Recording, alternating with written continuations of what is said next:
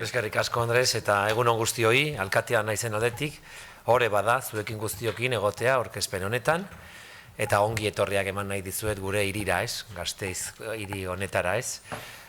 Gasteiz gauza asko da, baina nik esango nuk ere autonomia erkidegoaren hiriburua dala eta Europako hiri berdea.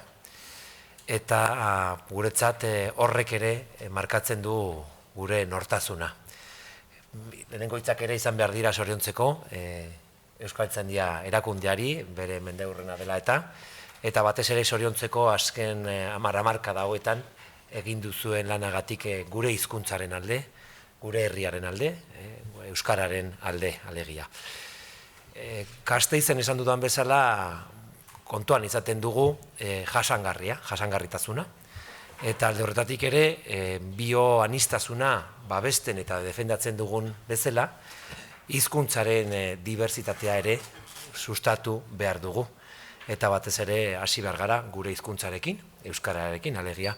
Azken hamarkada hauetan euskararen eboluzioa Gasteizen oso deigarria izan da, ezagutzari dagokionez, izan ere, azken hamarkada hauetan ere lortu egin dugu biztanlearen herria euskalduna edo ia euskalduna izatea, eta hori benetan urratsa handi bat da gure hiriarentzat.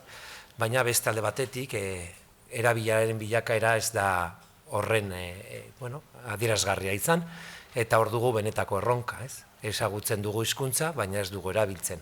Eta horrezegatik, hau bezalako jardunaldiak oso importanteak dira gure hizkuntza erabiltzeko eta kaleratzeko, ez?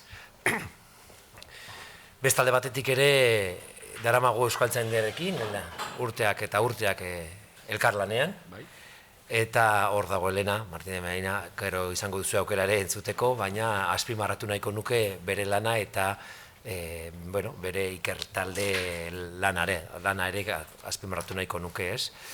Askotan esaten dugu Euskadin, ez? Badago Olentzeron etxea, izena badu bada, eta zerbaitek izena badu ere izaera badu. Eta alde horretatik ere, azken urte hauetan izugarrizko lana egiten ari gara, Euskaltzaindiarekin batera, gure toponimia berreskuratzeko. Gasteiz hiri bat baino gehiago da. Gasteiz 73 herri txikik osatzen dute, hiriarekin batera. Eta hiri guzti horiek, herri guzti horiek, dituzte bere mendiak, bere ibaiak, bere larreak, bere haranak, eta horiek guztiek izena dute, eta izena dutelako existitzen dira. Eta kasualitatez izen guztiak, edo gehienak, nik esango nuke guztiak, euskaratik datoz. Eta horrek esan nahi du ere, Gasteizko jatorriare euskaratik datorrela. Eta hori da, egin behar duguna datozen urte hauetan, ez? Gure toponiame berreskuratzea. Toponomia esesik ere beste gauza batzuk ere berreskuratzen ditugu, ez? Gure usadioak, gure kulturak, gure fauna, gure flora, gure historia, azken finean, gasteiztar guztion historia, ez? Eta historia hori oso lotuta dago euskarari, eta hori benetan harro sentitzeko modukoa da.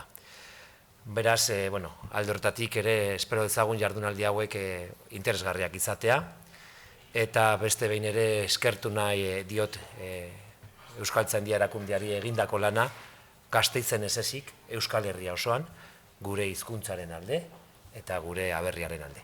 Eskerrik asko.